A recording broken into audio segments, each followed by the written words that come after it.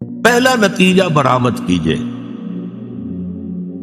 اس میں انسان کی کامیابی اور ناکامی کا ایک معیار ہمارے سامنے رکھا گیا۔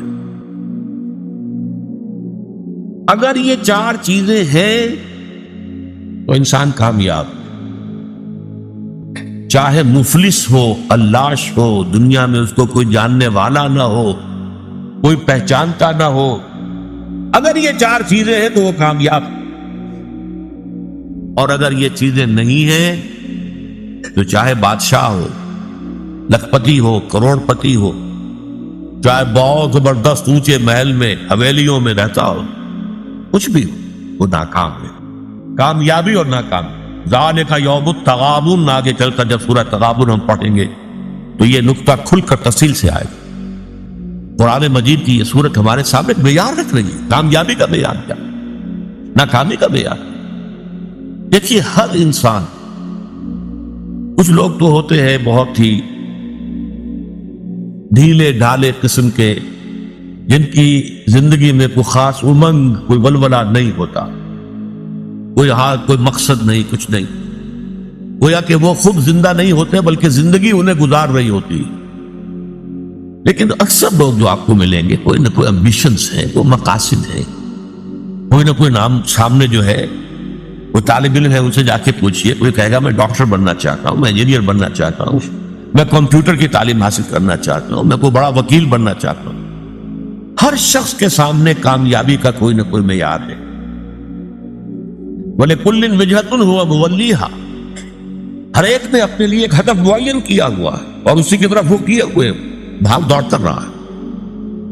ہمارے ذہنوں میں کامیابی کے معیارات ہیں، زیادہ دولت ہو جائے کامیابی ہے۔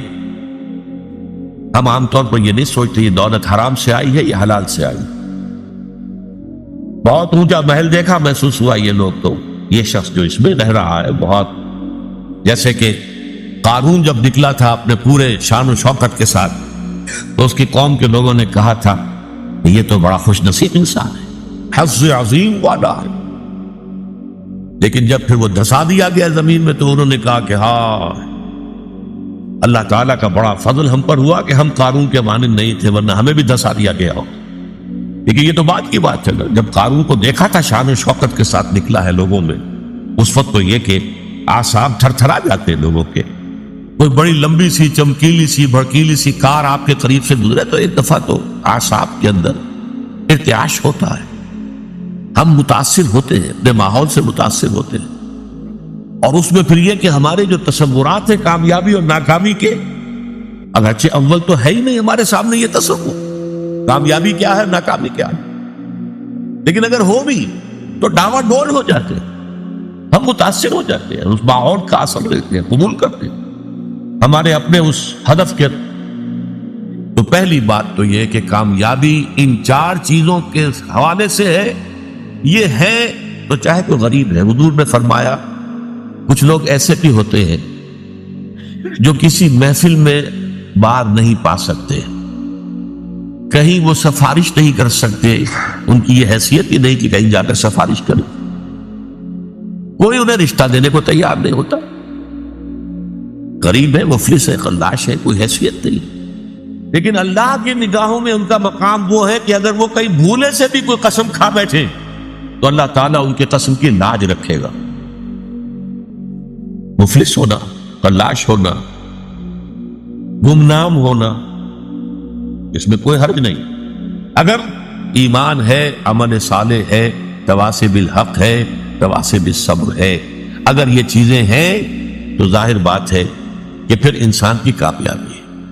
کتنے ہی صحابہ تھے حضور کے جنہیں فقراء کہا جاتا ہے، جو اصحاب صفہ تھے، خاص طور کھانے پینے کے لیے کچھ نہیں، کسی وقت کوئی صدقہ کو آ گیا، کچھ بال کسی نے بھیج دیا انصاری نے تو کچھ کھا لیا، ورنہ نہیں، پڑے ہیں در پر۔ حضور کی صحبت اور علم یہی وجہ ہے حضرت ابو ہریرہ اصحاب صفہ میں سے تھے، حالانکہ سن 7 ہجری میں ایمان لائے، گویا کہ حضور کے ساتھ ان کی رفاقت جو ہے زیادہ سے زیادہ 3 برس کی بنتی ہے، 4 برس کی بنتی ہے، اس سے زیادہ نہیں، لیکن سب سے زیادہ کثیر تعداد میں احادیث انہی سے مروی ہے، 24 گھنٹے جو وہی پڑھے، نہ کوئی کاروبار ہے، نہ کوئی دھندا ہے، نہ کوئی دکان ہے، نہ کوئی اور محنت مزدوری ہے. اور وہ فرماتے ہیں خود کہ بسا اوقات ایسا ہوتا تھا کہ کئی وقت کے فاقے کی وجہ سے مجھ پہ بے ہوشی طاری ہو جاتی تھی. تو لوگ آتے تھے اور میری گردن پر اپنا پاؤں رکھتے تھے. وہ سمجھتے تھے کہ اسے مرگی کا دورہ پڑا ہے، حالانکہ مجھے بے ہوشی ہوتی تھی فاقے کی وجہ سے. یہ کیفیت تھی. لیکن کیا وہ ناکام تھے؟ نہیں. کامیابی اور ناکامی کا فرعون وہ کامیاب نہیں تھا، ناکام تھا. نمرود کامیاب نہیں تھا، ناکام تھا. قارون کامیاب نہیں تھا، ناکام. گویا کہ کامیابی کا معاملہ دولت سے، جائیداد سے، دنیاوی وجاہت سے، دنیاوی اقتدار سے، کسی شے سے متعلق نہیں ہے. کامیابی کا تعلق اگر ہے تو وہ ایمان اور عمل صالح اور تواصی بالحق اور تواصی بالصبر سے. دوسرا نتیجہ نکالیے، اس سورہ مبارکہ میں کامیابی کی جو کم سے کم شرائط ہے وہ بیان ہو رہی ہے. نوٹ کیجئے، اگر انداز یہ ہوتا زمانہ گواہ ہے وہ لوگ بہت اونچے مراتب حاصل کر لیں گے جنہوں نے یہ شرطیں پوری کر دی، ٹھیک، تو ایک امکان تھا کہ اگر یہ ساری شرطیں پوری نہ ہوں تب بھی کمتر درجے کی کامیابی تو حاصل ہو سکتی ہے. بہت اونچے مراتب نہ صحیح، نچلے درجے کے مراتب تک تو رسائی کا امکان ہے. یہ انداز نہیں ہے. یہ انداز کیا ہے؟ وَالْعَصْرِ إِنَّ الْإِنسَانَ لَفِي خُسْرٍ إِلَّا الَّذِينَ آمَنُوا وَعَمِلُوا الصَّالِحَاتِ وَتَوَاصَوْا بِالْحَقِّ وَتَوَاصَوْا بِالصَّبْرِ. زمانہ گواہ ہے اور زمانے کی قسم ہے، تمام انسان تباہ ہو گئے، برباد ہو گئے، سوائے ان کے جو یہ چار شرطیں پوری کریں. یہ گویا کہ پاس مارکس ہیں. یہ فرسٹ ڈویژن سیکنڈ ڈویژن کی بات نہیں ہو رہی ہے، یہ ڈسٹنکشن کی بات نہیں ہو رہی ہے، بلکہ یہ در حقیقت بنیادی طور پر کامیابی کے لوازم ہے. کامیابی کے لوازم ہے، کامیابی کے لوازم، ورنہ ناکامی ہے، خسارہ ہے. استثناء جو ہے وہ اس کو واضح کر رہا ہے. تیسری بات اور بڑی اہم ہے، جب اللہ تعالی کامیابی کو چار شرطوں کے ساتھ مشروط قرار دے رہا ہے، ظاہر بات ہے یہ چاروں لازم ہیں. ان میں سے کسی کو بھی کم کر دینے کا آپ کو اختیار نہیں. یہ اللہ کا کلام ہے، اس میں شاعری نہیں ہے، اس میں کوئی قافیے اور ردیف کی رعایت سے کوئی الفاظ بڑھا نہیں دیے گئے، اس میں کوئی مبالغہ نہیں ہے. یہ تو ایک ایک حرف اپنی جگہ پر اٹل ہے. وَالْعَصْرِ إِنَّ الْإِنسَانَ لَفِي خُسْرٍ إِلَّا الَّذِينَ آمَنُوا وَعَمِلُوا الصَّالِحَاتِ وَتَوَاصَوْا بِالْحَقِّ وَتَوَاصَوْا بِالصَّبْرِ. یہ چاروں چیزیں لازم. اس کو یوں سمجھیے کہ اگر کوئی معالج آپ گئے ہیں، آپ نے نبض دکھائی ہے، یہ جو بھی اپنا تشخیص ہوئی ہے، اب نسخہ لکھا گیا ہے، اس میں 4 دوائیں لکھ دی گئی. آپ نے اس میں سے اپنی مرضی سے 3 ختم کر دی یا 2 ختم کر دی یا 1 بھی ختم کر دی فرض کیجئے، تو اب یہ نسخہ اس ڈاکٹر کا نہیں رہا، یہ اب آپ کا نسخہ ہے. آپ کو معلوم ہے نسخوں میں یہ ہوتا ہے کہ ایک دوا کے کوئی سائیڈ ایفیکٹس ہیں جو خراب ہیں، اس کے کچھ سمی اثرات ہیں، زہریلے اثرات ہیں، تو دوسری شے شامل کی جاتی کریکٹیو کی حیثیت سے کہ اس کا ازالہ ہو جائے. آپ نے وہ کریکٹیو نکال دیا تو مارے گئے. وہ نسخہ شفا نہیں رہے گا، وہ نسخہ ہلاکت بن جائے گا. آپ اس میں سے کسی بھی شے کو ساقط کرنے کا حق نہیں رکھتے، بلکہ اس کے اندر تباہی اور بربادی آ جائے. یہ بات کیوں میں اس لیے ایمفیسس کے ساتھ کہہ رہا ہوں. آپ اگر جائزہ لیں گے تو معلوم ہوگا کہ ہماری عظیم اکثریت محض ایمان کی بنیاد پر کامیابی اور نجات اور فوز و فلاح کی 100% امیدوار بن کر بیٹھی ہوئی، اور ایمان بھی صرف زبانی کلامی ایمان. اور اگر عمل صالح کو تھوڑا بہت ہو گیا، نماز روزہ ہو گیا تو کیا کہنے صاحب، اس کے بعد تو ظاہر بات ہے کہ کوئی سوال ہی پیدا نہیں ہوتا کہ ہمارا کئی معاملہ جو ہے ناکامی کا ہو جائے. تواصی بالحق اور تواصی بالصبر تک تو کسی کے پہنچنے کا سوال ہی نہیں، ہمارے ذہنوں سے خارج ہے. یہ بھلائی کی تبلیغ کرنا یہ مولویوں کا کام ہے، ہمارا کام تو نہیں. یہ ہمارے تصورات ہیں. ان تصورات کو توڑ پھوڑ کر صحیح دینی تصور کو واضح کرنے کے لیے سورۃ العصر جو ہے اس پر غور و فکر اور تدبر یاد کیجئے کہ میں نے پچھلی نشست میں آپ کو اقوال سنائے تھے امام شافعی کے. لو تدبر الناس هذه السورة لوسعت، اگر لوگ صرف اس ایک سورت کے اوپر تدبر کریں تو یہ ان کے لیے کافی ہو جائے گا. لو لم ينزل من القرآن سواها لكفت الناس، اگر قرآن میں سوائے سے ایک سورت کے اور کچھ نازل نہ ہوتا تو یہ بھی انسانوں کے لیے کافی تھی. تو پہلی بات یہ کہ یہاں پر کامیابی اور ناکامی کا ایک معیار ہمارے سامنے آ رہا ہے. کاش کہ یہ ہمارے دلوں میں کھب جائے. جیسے کہتے ہیں کہ نقش فی الحجر، پتھر میں جیسے کوئی چیز جو ہے کھود دی جائے، ایسے ہمارے دلوں میں یہ حقیقت کھد جائے. کامیابی ان چیزوں سے ہے: ایمان، عمل صالح، تواصی بالحق، تواصی بالصبر. کامیابی دولت سے، وجاہت سے، اقتدار سے، جائیداد سے، سرمایہ سے نہیں. نمبر 2، یہ کم سے کم لوازم ہے نجات کے. نمبر 3، ان میں سے کسی کو ساقط کرنے کا آپ کو اختیار نہیں. اب اس کے لیے میں آپ کو ایک قول سنانا چاہتا ہوں. امام فخر الدین رازی رحمۃ اللہ علیہ، آپ کو معلوم ہے تفسیر کبیر بہت بلند تفسیر ہے اور بہت مفصل تفسیر ہے، 30 اجزاء میں ہے. اگرچہ اس میں فلسفہ، منطق، فلکیات اس زمانے کی، اس میں کافی کچھ چیزیں ایسی ہیں جس کی بنا پر عام طور پر اس تفسیر کا وہ مقام نہیں سمجھا جاتا، بلکہ بعض حضرات جو ہے خاص طور پر جو اہل حدیث مزاج کے حضرات ہیں وہ تو کہتے ہیں فیہ کل شیء الا التفسیر، اس میں ہر چیز موجود ہے سوائے تفسیر. اس لیے فلکیات کی بحثیں ہیں، ریاضیات کی بحثیں ہیں، منطق کی بحثیں ہیں. تو بہت ہی اس اعتبار سے وہ اب ایک خاص دور کے اندر تو یہ سمجھیے کہ اس کا بہت بڑا جو ہے مقام، بہت اونچا مقام. آج بھی میں اسے بہت اہم تفسیر سمجھتا ہوں. انہوں نے اس صورت کے بارے میں جو بات کہی ہے، هذه الآیہ، اس تیسری آیت کے بارے میں کہتے ہیں اعلم ان هذه الآیہ فیہا وعید شدید، اس آیت میں بڑی شدید وعید اللہ تعالیٰ کی طرف سے آئی. بأن اللہ تعالی حکم بالخسار علی جمیع الناس، اس لیے کہ اللہ تعالیٰ نے تو خسارے کا، بربادی کا، تباہی کا فیصلہ کر دیا تمام انسانوں کے لیے. الا من کان آتیا بہذہ الاشیاء الاربعۃ، سوائے اس کے کہ جو ان 4 شرطوں کو پورا کرنے والا ہو. وہی الایمان، وہ 4 شرطیں کیا ہیں؟ نمبر 1 ایمان، والعمل الصالح، اور عمل صالح، والتواصی بالحق، اور تواصی بالحق، والتواصی بالصبر، اور تواصی بالصبر. ودل ذالک، یہ ہے جملہ جو ہے دل ذالک، اس سے دلالت ہوئی اس بات کی طرف، رہنمائی ہوئی اس بات کی طرف، ان النجات معلقۃ بمجموع هذه الاشیاء، کہ نجات معلق ہے، منحصر ہے ان 4 چیزوں کے مجموعے پر. یہ ہے نتیجہ. منطقی اعتبار سے اس جملے سے یہ نتیجہ نکلتا ہے، صحیح نکلتا ہے، 100% درست. اسی نجات کے لفظ کو جو میں نے لیا ہے، جو اس قول میں ہے امام راضی کے، نجات کی راہ، سورۃ العصر کے موضوع پر بھی میری کتاب ہے، اور میں مشورہ دوں گا جن کو بھی دلچسپی سورہ مبارکہ سے ہو گئی ہو وہ ضرور اس کتاب کا مطالعہ کریں. اس میں ایک تحریر بھی میری شامل ہے، ایک تقریر شامل ہے.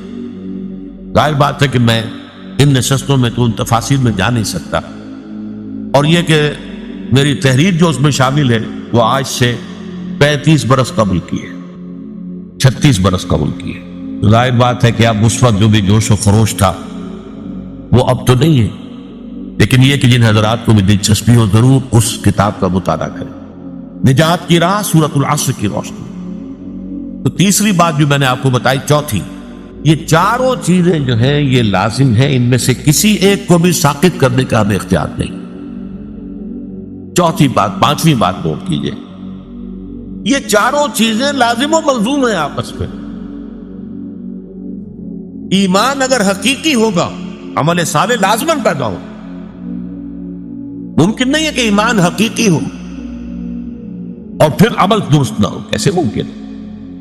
اس ایمان کی پھر 2 دھیلے کی قیمت نہیں جس کی بنا پر انسان کا عمل درست نہ ہو سکے. بہت سی احادیث میں ہم دیکھتے ہیں کہ غلط اعمال کی بنیاد پر ایمان کی نفی مطلق کی گئی. ایسی شدید حدیث بھی ہے واللہ لا یؤمن واللہ لا یؤمن واللہ لا یؤمن، خدا کی قسم فلاں شخص مومن نہیں ہے، خدا کی قسم وہ مومن نہیں ہے، خدا کی قسم وہ مومن نہیں ہے. صحابہ کانپ گئے، لرز گئے. پوچھا من یا رسول اللہ، حضور کس کے بارے میں ارشاد فرما رہے ہیں؟ جواب سنیے، غور سے سنیے. فلاں شخص الذی لا یامن جوارہ بوائقہ، وہ شخص کے جس کی ایذا رسانی سے اس کا پڑوسی چین میں نہیں ہے. کسی گناہ کبیرہ کا ذکر یہاں نہیں ہوا، زنا کا نہیں ہے، چوری کا نہیں ہے، ڈاکے کا نہیں ہے، شرک کا نہیں ہے. کس چیز کا؟ ایک انسان کج خلق ہے، بد خلق ہے، اس کی ایذا رسانی ہے، پڑوسی کو تنگ کرتا ہے، پریشان کیے رکھتا ہے، پڑوسی خائف رہتا ہے پتہ نہیں کس وقت کیا گزرے گی. تو وہ شخص مومن نہیں ہے، نہیں ہے، نہیں ہے. خدا کی قسم مومن نہیں ہے، خدا کی قسم مومن نہیں ہے، خدا کی قسم مومن ہے. ایک اور حدیث جس کو حضور ہر خطبے میں دہراتے تھے، حضرت انس رضی اللہ تعالی عنہ جو طویل عرصے تک 9-10 برس تک حضور کے ذاتی خادم رہے، وہ یہ گواہی دیتے. عن انس رضی اللہ تعالی عنہ فرماتے قلما خطبنا رسول اللہ صلی اللہ علیہ وسلم الا قال، شاذ ہی کبھی ایسا ہوا ہوگا کہ اللہ کے رسول صلی اللہ علیہ وسلم نے فرمایا ہو، ہمیں خطبہ دیا ہو اور یہ الفاظ اس خطبے میں شامل نہ ہو. وہ کون سے الفاظ؟ لا ایمان لمن لا امانت لہ ولا دین لمن لا عہد لہ. جس شخص میں امانت داری کا وصف نہیں ہے اس کا کوئی ایمان نہیں، اور جس شخص میں ایفاء عہد کا مادہ نہیں ہے اس کا کوئی دین نہیں. کتنے کیٹیگوریکل ہیں یہ. تو ایمان اصل میں ایک ایمان قانونی ہے، اقرار باللسان. اس ایمان کی بات ہم یہ نہیں کر رہے. یہ تو جب پھر ہمارا جو اس منتخب نصاب کا دوسرا حصہ آئے گا وہ ایمانیات کے مباحث پر ہوگا. اس کے شروع میں پھر ہم ایمان کے بارے میں باتیں کریں گے. ایمان کسے کہتے ہیں، ایمان کی حقیقت کیا، ایمان کی اقسام کیا، ایمان کے درجے کیا، اور پھر یہ کہ وہ حصے پڑھیں گے قرآن کے جس میں ایمان کا سنتھیسس، ایمان کے لیے استدلال کس طور سے قرآن مجید ایمان کی دعوت دیتا ہے. اس وقت تو جو اب سرسری بات کر رہے ہیں کہ ایک قانونی ایمان ہے اقرار باللسان. کوئی ہندو، کوئی سکھ، پارسی، عیسائی ابھی کہے اشہد ان لا الہ الا اللہ واشہد ان محمد رسول اللہ، وہ مسلمان ہو گیا. اقرار باللسان کا تعلق اسلام سے، تصدیق بالقلب کا تعلق دل سے ہے، وہ ہے اصل ایمان.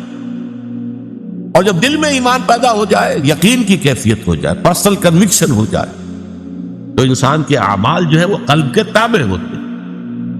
حضور نے فرمایا الا فی الجسد مضغۃ اذا صلح صلح الجسد كله واذا فسدت فسد الجسد كله الا وهي القلب. آگاہ ہو جاؤ، انسان کے جسم میں ایک لوتھڑا ایسا ہے، اگر وہ درست ہو سارا جسم درست ہو جائے گا، اگر اس میں فساد ہو سارا جسم میں فساد ہو جائے گا. اور آگاہ ہو جاؤ وہ دل میں یقین آ جائے، ایمان آ جائے، پھر عمل درست ہو جائے. اسی طرح حضور نے فرمایا، جیسے میں نے کہا تھا وہ تو ایک تھی کج خلقی، صرف گناہ کبیرہ پر بھی کہا لا یزنی الزانی حین یزنی وہو مومن ولا یسرق السارق حین یسرق وہو مومن ولا یشرب الخمر حین یشرب وہو مومن. کوئی زانی حالت ایمان میں زنا نہیں کر سکتا. کیسے ممکن ہے؟ ایمان بھی دل میں اور زنا بھی ہو رہا ہو. کوئی چور حالت ایمان میں چوری نہیں کر سکتا. کیسے ممکن ہے؟ دل میں ایمان ہو، وہ ایمان دھیلے کا نہیں پھر. اور کوئی چور حالت ایمان میں چوری نہیں کرتا، کوئی شرابی حالت ایمان میں شراب نہیں پیتا. ایمان حقیقی نہیں ہوتا، ایمان قانونی ہے. مسلمان تو وہ رہے گا. چور بھی مسلمان ہے، زانی بھی مسلمان ہے، شرابی بھی مسلمان ہے. آپ حد جاری کیجئے، چور کا ہاتھ کاٹ دیجئے، جو چاہیں کرے، لیکن وہ مسلمان رہے گا. قانونی اسلام اور ہے، قانونی ایمان ایک حقیقی ایمان ہے جو دل کے اندر راسخ اور جازمی ہو جائے. اگر وہ ہوگا تو عمل درست ہو جائے گا. اب نوٹ کیجئے عمل کے لیے لفظ جو آیا ہے، جیسے میں نے عرض کیا دہر اور عصر، عربی زبان کا ایک لفظ ہے فعل، ایک ہے عمل. انسان سے جو بھی حرکت سرزد ہو رہی ہو، خواہ وہ بال ارادہ ہو، غیر ارادی طور پر ہو، خواہ وہ بڑی سہولت سے ہو جاتی ہو، خواہ اس میں مشقت آتی ہو، تکلیف جھیلنی پڑے، وہ فعل ہے۔ لیکن عمل کہتے ہیں مشقت طلب کام کو، محنت طلب بالارادہ عمل۔ اس لیے عاملۃ ناصبہ سورۃ الغاشیہ میں آیا ہے وجوہ یومئذ خاشعۃ عاملۃ ناصبہ، تھکے ہوئے ہوں گے، مشقت زدہ ہوں گے چہرے، جیسے کوئی آدمی تھک ہار کر کھڑا ہو، ایسے کھڑے ہوں گے قیامت کے دن۔ عاملہ، عاملہ وہ ہے کہ جو تھکا ہوا ہو، تھکا ماندہ انسان۔ تو عمل وہ کام ہے جو مشقت طلب ہو، محنت طلب ہو، ارادے کے ساتھ کیا جائے، آپ کا فری چوائس ہو اس کے اندر۔ صالحات، نیکیاں۔ اب اس لفظ کو بھی حقیقت کو سمجھیے، صالح کس کو کہتے ہیں؟ اس میں صلاحیت، صلاحیت کا لفظ اسی سے ہے نا، من صلاح، اس میں صلاحیت ہے، صلاحیت ہے تو اس کو پروان چڑھا سکتے ہیں۔ اعمال صالحہ وہ ہیں جو انسانی شخصیت کے اندر ترفع پیدا کرتے، انسانی شخصیت کے اندر ترقی پیدا کرتے، اس کی روحانی اخلاقی ترفع، اس کی بلندی، وہ افعال، وہ اعمال، وہ بالارادہ کیے جانے والے عمل، وہ تھکا دینے والی مشقت، جس سے انسان روحانی طور پر بلندی حاصل کرے، اخلاقی اعتبار سے ترفع حاصل کرے، وہ اس مقام کو حاصل کرنے جس مقام پر اللہ نے اسے پیدا کیا۔ لقد خلقنا الانسان فی احسن تقویم، انسان کو تو ہم نے بہترین ساخت پر پیدا کیا تھا، بہت اونچے مقام پر پیدا کیا تھا، مسجود ملائک بنایا تھا، تمام فرشتوں کو اس کے سامنے جھکا دیا تھا۔ فسجد الملائکۃ کلھم اجمعون، لیکن پھر وہ گرتا ہے، ثم رددناہ اسفل سافلین، وہ پھر نچلوں میں سب سے نیچے، الا الذین آمنوا وعملوا الصالحات۔ اس پستی سے ابھرنے کے لیے پہاڑ سے آپ کو نیچے گرا دیا گیا، پہاڑ پر چڑھنے کے لیے آپ کو مشقت کرنی ہوگی، چڑھنا ہوگا۔ وہ چڑھائی ہے ایمان اور عمل صالح کی چڑھائی، تاکہ آپ اپنے اس وصل مقام کو حاصل کر لیں جس پر اللہ نے آپ کو پیدا کیا۔ حیوانیت کی سطح میں اگر گر گئے تھے تو اس حیوانیت کی سطح سے ابھر کر دوبارہ انسانی مقام کے اوپر آنا، شرف انسانیت کو دوبارہ حاصل کرنا، یہ ہے وہ محنت، یہ ہے وہ مشقت۔